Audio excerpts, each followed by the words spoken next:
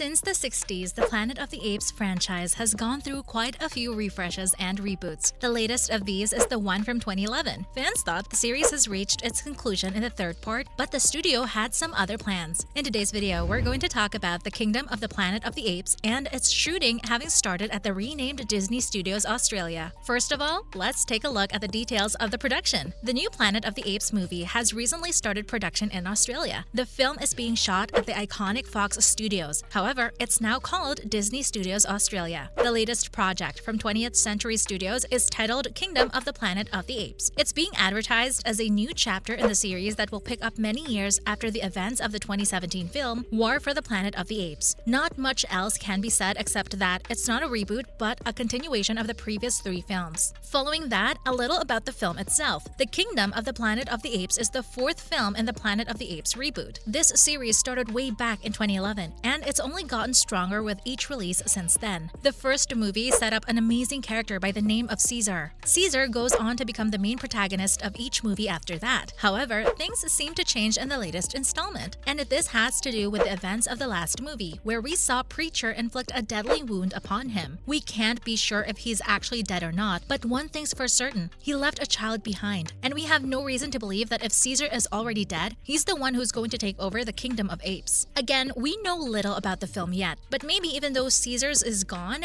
his comrades and friends are still alive and taking care of his child. If it's anything where Caesar's child is grown up, we may see the older characters being replaced by a new generation entirely. Let's learn more about the brains behind the project. Starting with the screenplay, there's a list of people involved in it. But for starters, we have Rick Jaffa and Amanda Silver, the guys from Rise of the Planet of the Apes, returning for the 4th film, followed by Patrick Aison and Josh Friedman, who've worked on Prey and War of the Worlds respectively. We don't know about you, but to us, the first 2 names matter more than the rest, and that's because this gives us hope of the first movie's charm returning to this one, more so because, like in the first movie, we might have a new character that needs to be set up. We'll take anything that feels the way it felt when Caesar whispered, "Caesar is home." Even thinking about it gives me goosebumps. Amanda Silver and Rick Jaffa are also the producers of the film, and they're teaming up with the directors of the Maze Runner trilogy. You know what? Oddly, this feels like an obvious choice. Anyway, the guy's named Joe Hardwick Jr. Oh, and we also have Jason Reed on the list of producers. Just a heads up, he's the guy involved in the Mulan film. I'm not sure how that'll help, but as long as the movie is great, we don't care. Not to mention the costs involved in production. The production will receive $17 million in Australian currency in support from the Australian government and the MAID and NSW fund from Screen NSW. And in case you don't know, that equals around $10.8 million in US currency. But the most amazing thing about this project is that it will provide jobs for 400 local people. Not just that, it has the potential to insert almost 128 Australian dollars into the Australian economy. Don't ask us to do the maths, we're just quoting what Tony Burke, the Federal Minister for Arts, said. Predicting how the film would do may not be the best idea, but if the previous films were any lesson, then this one's about to do a lot of business as well. Let's try to break that down. Rise of the Planet of the Apes did $481 million in worldwide business, followed by $710 million by Dawn of the Planet of the Apes, and then in the third at around $491 million.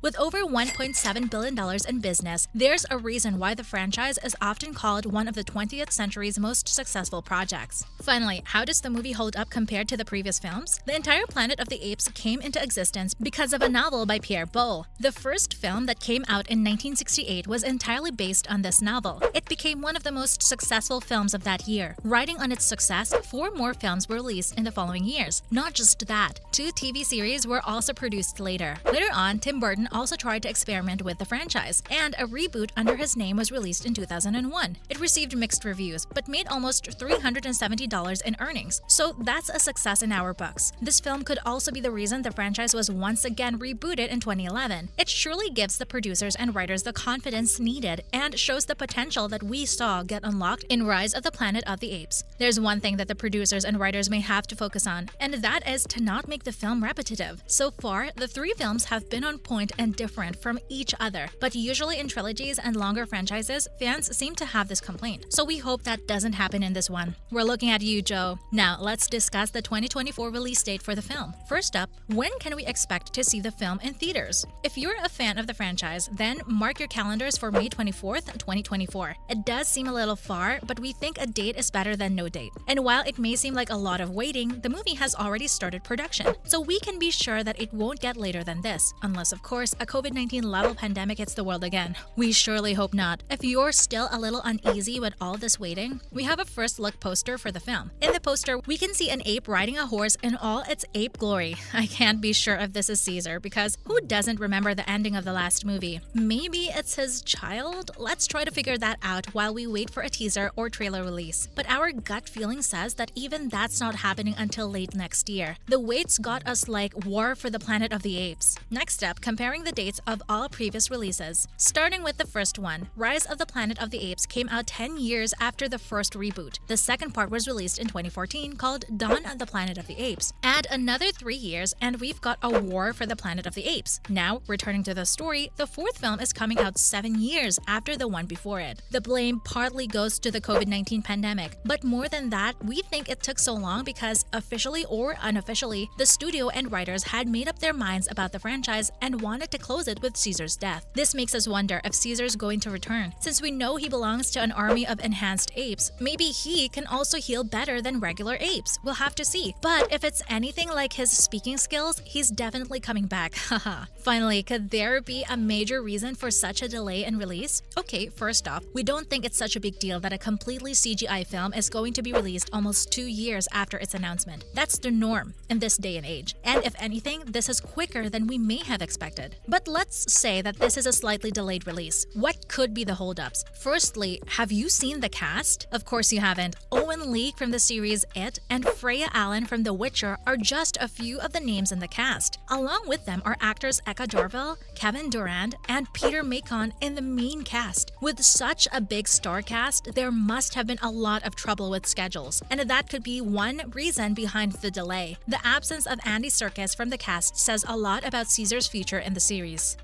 Rest in peace, pal. Except for that, the only reason that comes to mind is that moving the studio may have caused some delays. But honestly, at this point, we're just making something out of nothing, really. That's a wrap for this video. How excited are you for the Kingdom of the Planet of the Apes? Do you fear that the franchise may lose its magic if they keep on expanding the story? Let us know in the comments below. Give this video a thumbs up and subscribe to our channel for more videos like this. See you in the next one.